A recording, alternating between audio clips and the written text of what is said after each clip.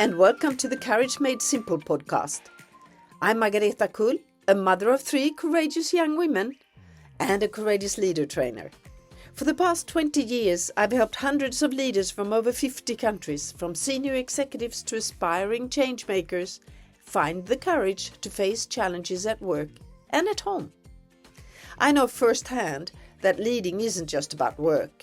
Whether it's guiding a team at work, setting boundaries at home, showing up for the people who matter most, or navigating other tough decisions, courage is essential in every part of life. It's how we become the people we want to be. This podcast is a space to explore the messy questions of being a leader at work and at home. Through insights, tools, and personal stories, we'll help you find your courage. If you're ready to move from feeling stuck, overwhelmed, or frustrated to becoming a more confident, capable, and courageous leader, you're in the right place. Let's get started.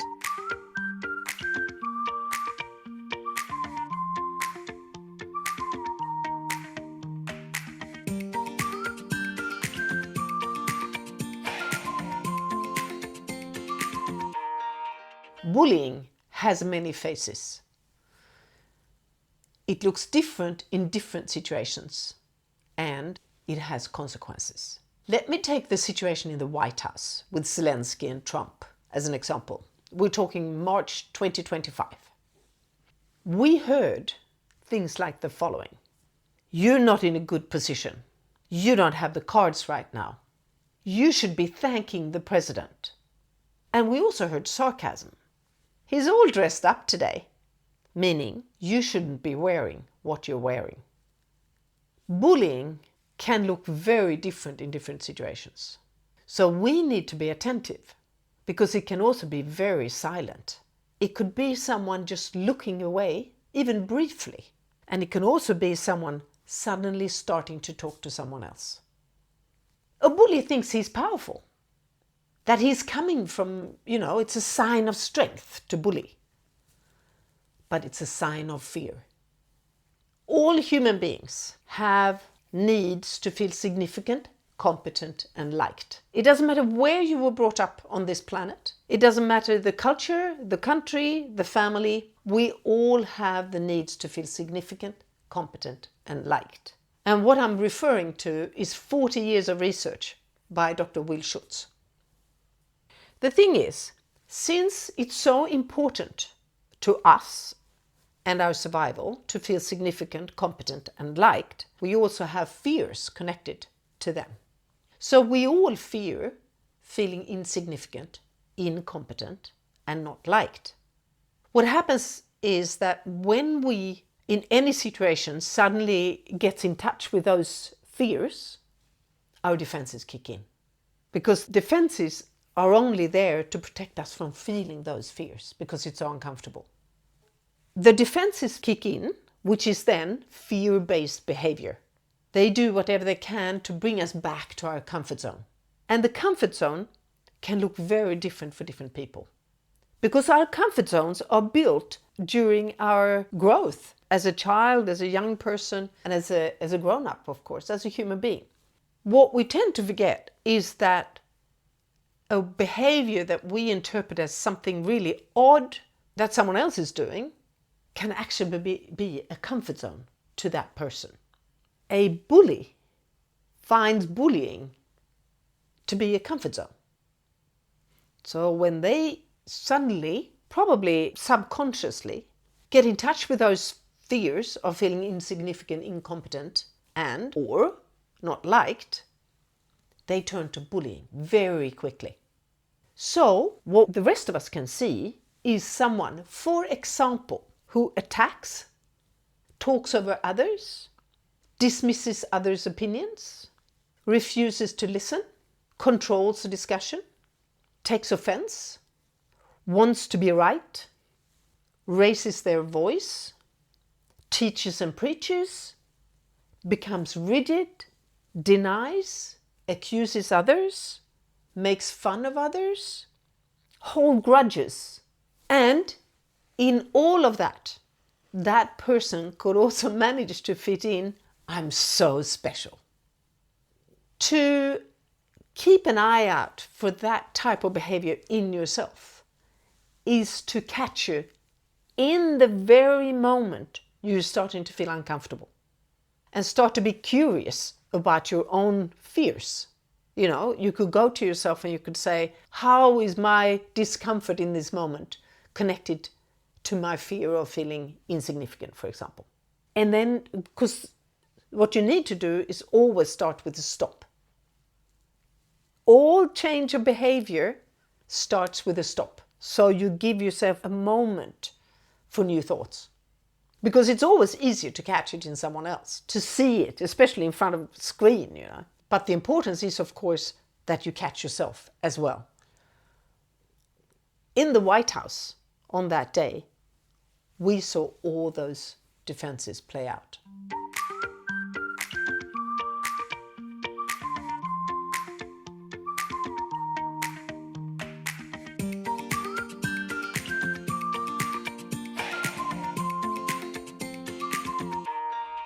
Most of us have probably been bullied sometime in our life. I have 3 daughters, and I want to share a story with you that goes back to Lily. Let's call her Lily. This happened when she was in 8th grade at school in Sweden, which means you're around 14. Probably, I think she was 14 when this happened. She had this group of friends, a group of girls. There were 4 of them, maybe 5. I'm starting to forget, which I'm quite happy about when it comes to this situation. There was this group of 4 or 5 girls who, they were classmates and they kept seeing each other the whole time. Suddenly there was some type of conflict at the beginning of that summer.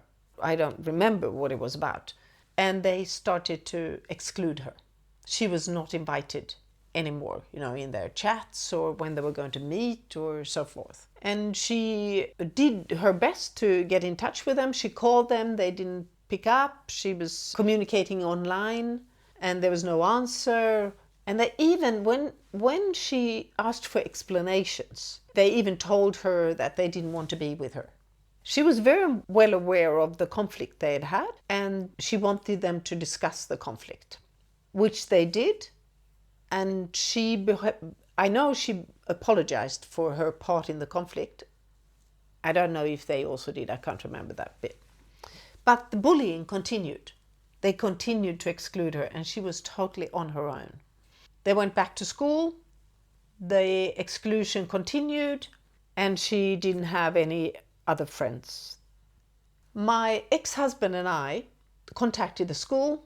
We had several meetings with the teachers and with the headmaster and also with Lily. She was part of that. I went on a school trip with them so I could see what was happening, and the exclusion was totally there, right in front of my face. What happened with the teachers and the headmasters were that they said they didn't see anything. They hadn't seen anything. And I explained to them that I believe it's their responsibility to choose to see. You cannot just see, say as a teacher or a headmaster say, oh, I haven't seen anything. Because our denial kicks in and we don't want to see. But they hadn't seen anything, and it didn't matter how many meetings we had, there was no improvement whatsoever. So I called the mothers of these other girls, and they said they hadn't heard anything about it, and they were very hesitant to if the situation existed or so forth, and there was still no change. After a year, almost a year of no change, we decided to move into town. We were living outside of town. We decided to move into town, and she started to go to a new school. Everything was fine. She was really happy. After Lily had been to the new school and been really enjoying her time there, after a month or 2, the new schoolmates started to exclude her. Same behavior, but in a different setting. What became clear when she started to ask questions about it was that the old ex-friends in the village had contacted the new classmates of Lily and told them that they shouldn't be seeing Lily because she was a bad person to be with. That's when I had totally had enough. So I called these mothers of the ex-friends again, and I told them that this is taking place, and your daughter is obviously still part of it, and we have even moved, physically moved, from your village into town because of Lily. So could you please talk to your daughters? And I wasn't threatening, I was informing them that if we didn't see an immediate change, I would call the girls, the ex-friends, one by one. And that's when it stopped. So, what have I learned from all of that? Well, I, as a stakeholder in this situation, first of all, I am a stakeholder as a parent. My whole family is affected by a situation like that. It is crucial that I, as a stakeholder, choose to see. I cannot do what's most comfortable for many not to see. I need to be curious about what's going on, and then I need to act. It doesn't matter how uncomfortable it is to make those phone calls, for example, or to question the teacher, question the headmaster, and do it over and over again and try different things. It doesn't matter how uncomfortable that is still my responsibility as a stakeholder.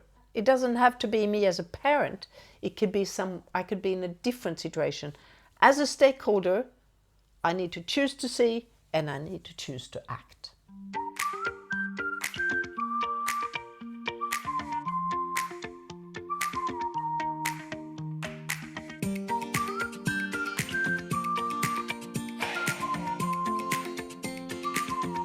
I have 3 very courageous leaders in my 3 daughters. As you hear, I'm pretty proud of them.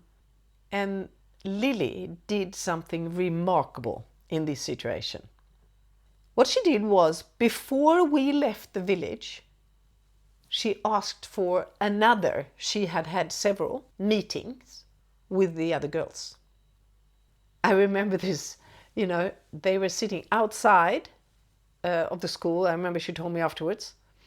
And she had a very brief meeting with them. And she said, I just want you to know that now, when we're moving, because everybody knew we were moving, the house had been sold and everything.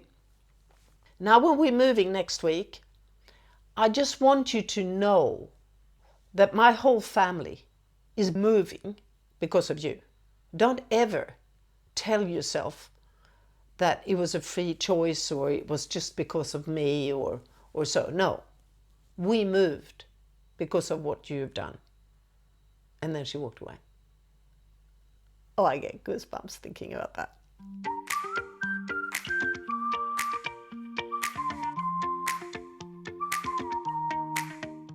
Bullying has consequences. I think it's something we usually don't want to see. We don't want to see all the consequences because they can be terrible. I think it's easy to assume that the bullying only concerns the people we see.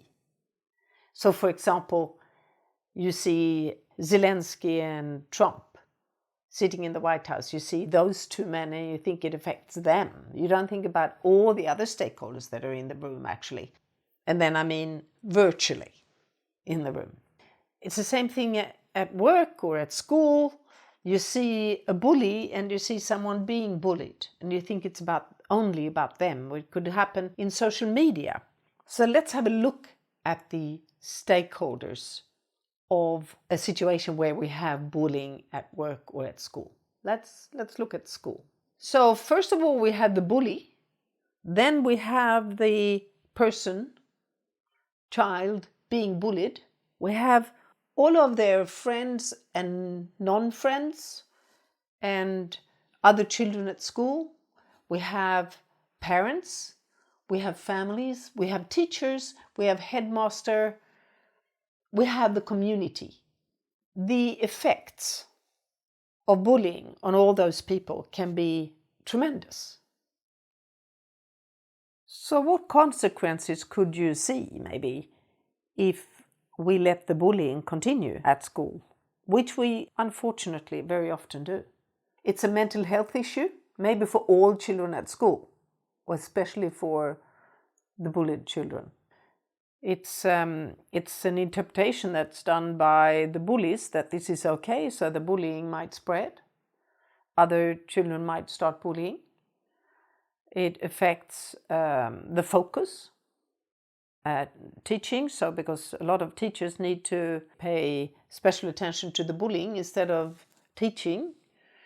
And it might even affect the quality of the schoolwork and, of course, the community. It could affect the parents, the families, all of that.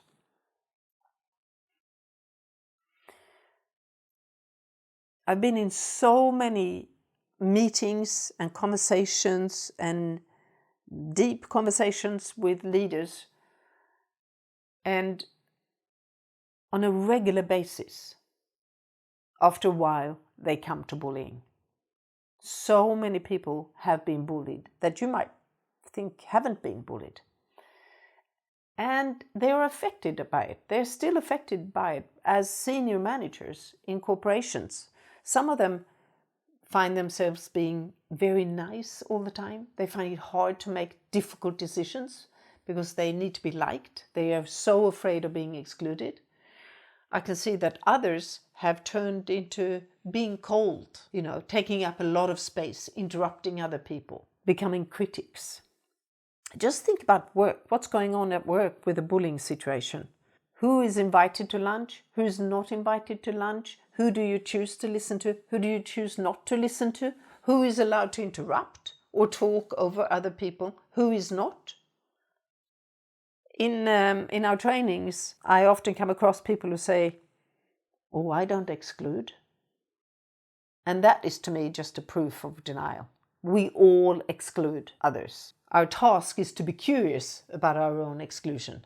What does it look like for me? How do I do it?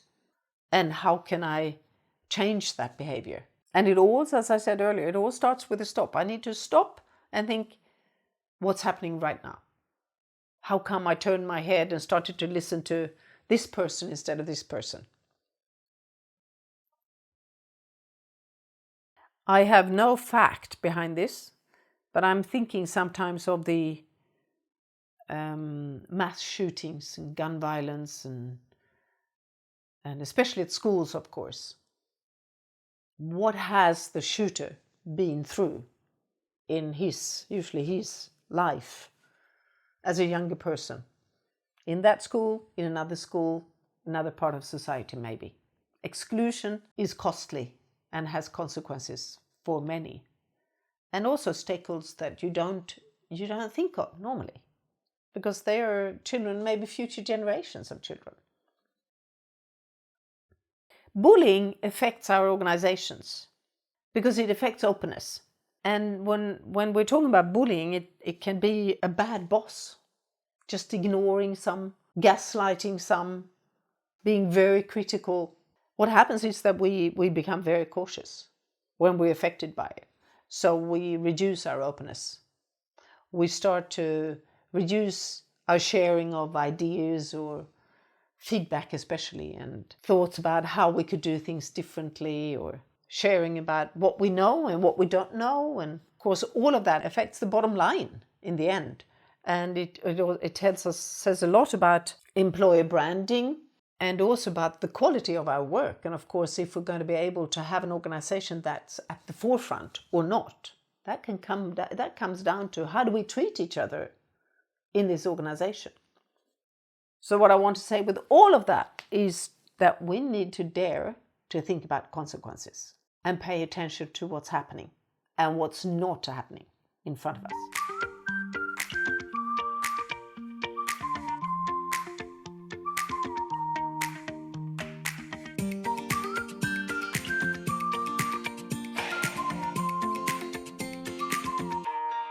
If you see bullying, you're a stakeholder. Just count on that. You're somehow affected and you have a choice. Because we choose all the time, subconsciously and sometimes often consciously. You're choosing now to listen or not to listen. You're choosing to interpret this message in a certain way and not in another way. So when we're a stakeholder in a bullying situation, we can choose how to act. But the thing is, we as stakeholders are also human beings. So we have these needs to feel significant, competent, and liked. And also the fears of feeling insignificant, incompetent, and not liked. So our defenses kick in too. Here we notice this bullying situation, and then we realize, oh, this is scary, this is really uncomfortable. What's going to happen to me? And then our defenses kick in. So we might choose, either subconsciously or consciously, to adapt, to not to see what's going on, and to let things continue. And that could be at work, it could be at school, and it could be in politics. The scary assumption, it's easy to make, is that the power lies with the leader, but it actually lies with the follower. And that is actually why the leader gets scared. Because subconsciously, the leader suddenly gets in touch with the feeling of people won't follow me. And that's where their defenses kick in. But the power lies with the follower. If we choose not to follow a bully, he's not going to be very powerful. It's up to us as stakeholders to act. And we cannot leave that to the person who's being bullied to take care of the situation, because that person is most likely in defense as well. The bully is in defense and pulls the bullying defense mechanism, and that defense is contagious. All defenses and all fears are really contagious. So you only have, I don't want to say how long, if you have a millisecond or a second, to stop yourself from being defensive as a victim of a bully. When we see President Zelensky and President Trump, we can't leave it to Zelensky to act his best, because he's probably in defense as well, being affected by a bully. And I must say, I think he did really well in that situation. He did what he could do to make his point. His message to President Trump, and probably to the world as well, was that there are consequences of the choices you make now that you might not see. He explained that Putin has, for many years, violated countless agreements with Ukraine, including those signed by the leaders of Germany and France. He stressed the importance of security guarantees, stating that a ceasefire with Russia is worthless without such guarantees. President Trump wanted to make Zelensky the scapegoat. My guess is that Trump feels intimidated by Europe. I don't know where it's coming from, but it wouldn't surprise me if there is something about significance and the old and the new world. So he chooses to exclude, just like any bully would do.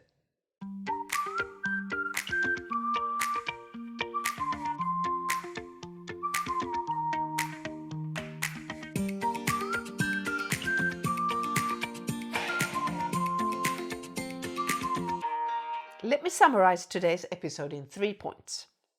1. Bullying comes in many forms. 2. As a stakeholder, it's your responsibility to act. And 3. The power lies with the follower.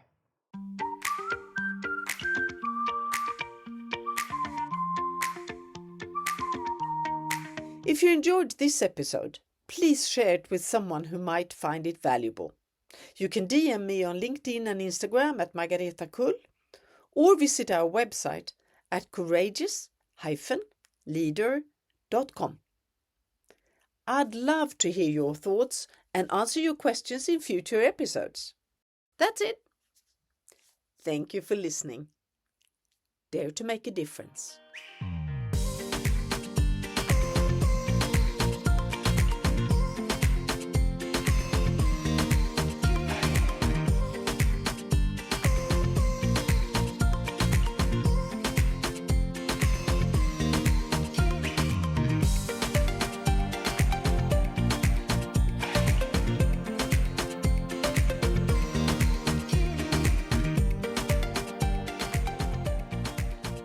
Before we wrap up, here is the legal bit.